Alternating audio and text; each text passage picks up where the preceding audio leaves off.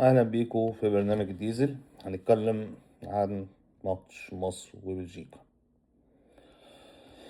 نبدأ بس الأول كده بماتش مصر وبرازيل وماتش مصر وأسبانيا. احنا في ماتش مصر وبرازيل كنا بنلعب مان تو مان، ودي طريقة ما نفعتش. غير ما كنا بنلعب ديفنس على زون ديفنس في ماتش أسبانيا، كنا مقفلين المنطقة ما بنلعبش مان تو مان.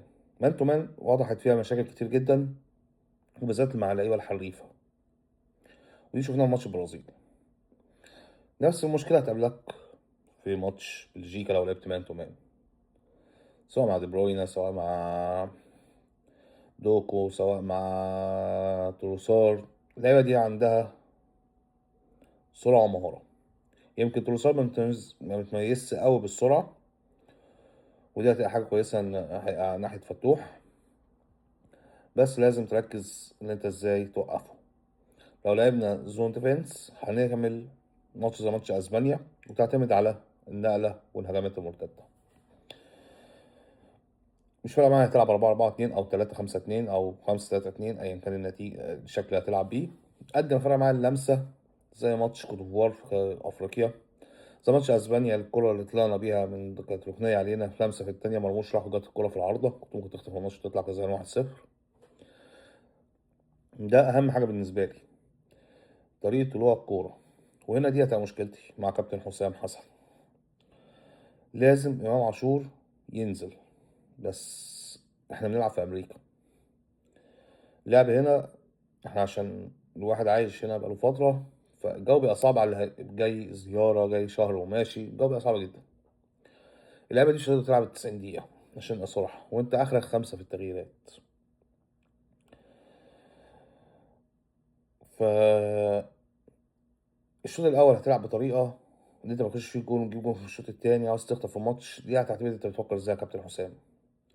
بس امام عاشور لازم هيديك 30 دقيقة اللي هيلعب فيهم لازم يبقى فايق، وما لازم يفوق نفسه، ان الماتشات اللي بيلعبها امام اخر فترة هو بيتمشى في الملعب، على عكس زيكو. زيكو انا شايفه مركز، وكبداية مع منتخب ماتشين بهدفين، واحد في روسيا وواحد في امريكا، او واحد اسف في برازيل، بداية مبشرة جدا. اي نعم لاعب كبير 29 سنة اعتقد او 28 سنة، بس بداية مش وحشة. مين اللي يبدأ؟ انا اتمنى زيكو وامام اللي ينهي. بس امام لو هينزل يتمشى زي ما نزل في ماتش البرازيل او زي ما كان بيلعب مع الاهلي، دي هتبقى ازمة ان احنا ما خدناش حد تاني ينقل ينقل الملعب من نص دفاعنا للهجوم اللي عندنا. وما اعتقدش ان صلاح يقدر يعملها في الوقت الحالي. صلاح بدنيا مع السن هيبقى مؤثر، مع العلم ان صلاح لو لعبنا بيه هو راس الحربة التاني او ناحية يمينه يضم لجوه زي ما بنلعب اخر فترة، خطورته في الحتة دي بتبقى اجمد. مرموش نفس الحكاية، اتمنى هو يفضل قدام. بس صاحبي يا ريت نلعب بكورة، يعني نبص مع الناس ونلعب، مش ناخد الكورة ونقعد نجري. انت بقى عندك الديلي اللي كان بيحصل لعيبة منتخب مصر زي زيزو زي تريزيجيه، اللي تاخد الكورة وتطولها في رجلك، زادت في الفترة الأخيرة، دي كانتش عندك في الأول. ودي بالنسبة لي مشكلة تاني في مرموش، لازم كابتن حسام يقعد يتكلم معاه، انت مش صاحب الكورة يا صاحبي. بالنسبة لتريزيجيه، أنا عارف إن تريزيجيه كان حاسه ماشي على كورتوا الماتش الودي اللي لعبناه، بس تريزيجيه يبدأ الماتش ده مش هيديك ال90 دقيقة. وأنا شفت تريزيجيه لما رحنا في ماتش الأهلي ومرمراس، بعيد عن التوقف اللي حصل ال40 دقيقة دول ولا حاجة اللي نزلوا على كابي وفرقة تانية، مرمراس مش احنا، وتراجعوا. تريزيجيه كان سيء جدا. فأنا رأيي ما تبدأش بتريزيجيه، ابدأ إبراهيم عادل، لو هيقدر يرجع يدافع لسه معرفش مستواه المدني يعمل ازاي، أو ابدأ بزيكو الناحية دي. ده هيبقى حل من الحلول برضه.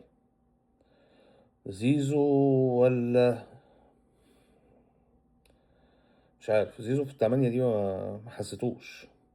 وفي نفس الوقت مش هستغنى عن صلاح، ومش هستغنى برضو عن لو صلاح مش اللي هيبدأ يا هيثم حسن، مش هبدأ بزيزو.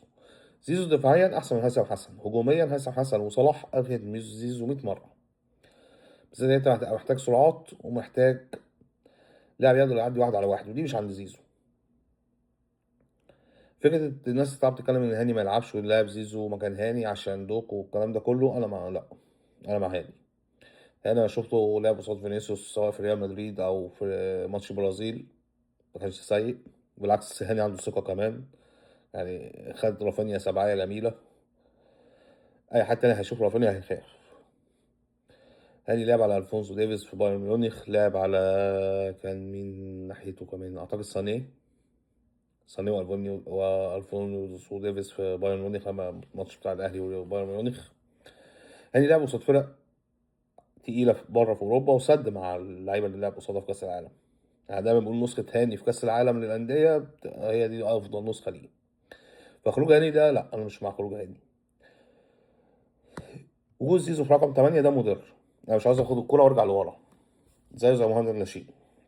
انا شايف مروان عطية، واتمنى اللي جنبهم رامي ربيعة. عملها كتير في الاهلي. يعني عاوز تلعب، انا بالنسبة لي هاني، ياسر،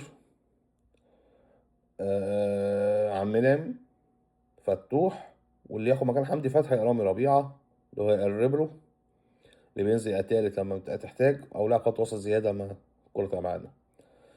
مهند مش مهند، ده احنا عاوزين مروان عطية. وبعد كده عندك بقى التلاتة اللي انت ايه هنقعد نتخانق عليهم. هو كده كده مرموش هيبقى فوق. صلاح لو نزل، صلاح ما ينفعش يلعب 90 دقيقة في الأجواء دي، عشان نكون صراحة، ولا هو ولا مرموش. انت هتوصل ل 32 هتلاقي الاتنين دول ماتوا. ف ابدأ بصراحة عشان الناس تخوفهم، ناس تبدأ بمرموش عشان تخوفهم، ناس تبدأ بتريزيجيه عشان تخوفهم. بس ما يلعبوش 90 دقيقة في كل الماتشات، حتى في ماتش نيوزيلندا اللي انت ممكن ده أكتر ماتش محتمل انت تكسبه وتكسبه بسكور. 90 دقيقة انت بتحرقهم على الفاضي. بالذات ان احنا زي ما احنا قلنا طلعنا مركز تاني، وهتقابل امريكا او تركيا في المركز التاني. يعني عندك فرصه كبيره ان انت توصل لدور 16، وبعد كده محدش طالب منك حاجه اكتر من كده. فكره بقى الوهم ان احنا نكسب ماتش واحد ده انجاز، ده مش هيكل معايا. انت رايح 48 منتخب، مش يعني الكلام ده لو حصل 2018 اقول لك ماشي حلو، مفيش مشكله. لكن السنه دي بقى 48 منتخب وتقول لك كسبت ماتش هو ده الانجاز، وصعدت على اساس 32، ده مش انجاز. بالذات المجموعه في المتناول، انت مش واقع في مجموعه زي العراق مثلا. العراق واقع في مجموعه صعبه جدا. لو كنا في مجموعه زي العراق اقول لك اطلع متعادل 3 ماتشات هشكرك، اقول لك شكرا. اطلع كسبان ماتش وخسران 2 هقول لك شكرا. وعلى فكره هتبقى فيها فضايح في العراق، في ماتشات هتبقى فيها فضايح، بس عادي. وبعدين قصاد مجاميع صعبه. فانت مطلوب منك ماتش بلجيكا، ما نشوفش مان تو مان يا كابتن حسام. ما نشوفش مهند لاشين نازل من اول الماتش، مروان عطيه نازل جنب رامي ربيعه وحمدي فتحي. وما نشوفش حمدي فتحي في قلب الدفاع، دي مستحيله. مروان عطيه لازم يريح، مهند لاشين هتحتاجه. نفس الفكرة. هاني هيحتاج يريح، فتوح هيحتاج يريح، صلاح، مرموش. ومعرفش عاوز تريح تريزيجيه ولا مش عاوز تريح، دي مش هتفرق. يعني تريزيجيه لو ما لعبش ماتش كامل بعد كده مش هتفرق، بس دي الأسماء المؤثرة اللي لازم تلعب بيهم على طول. والأجواء والدنيا هتبقى صعبة، والرطوبة هنا بتبقى صعبة، عشان ما نجيش نتفاجئ. وماتشاتنا الأول ده الساعة 3 الظهر هنا. 3 الظهر دي يعني ممكن تبقى درجة حرارة بالمصري تبقى حاجة 40 42. دي اللعيبة عندنا مش واخدة عليها. فأتمنى برضو تدريبات الفترة الجاية اللي هي خلاص هنلعب يوم الاثنين الجاي، بس اتمنى ان انت كنت بتدربهم في التوقيت ده. انا عندي ثقه في كابتن حسام، وان شاء الله ماتش بلجيكا هيعدي. انا كنت متوقع تعادل، بس ان شاء الله نكسب يعني. سلام.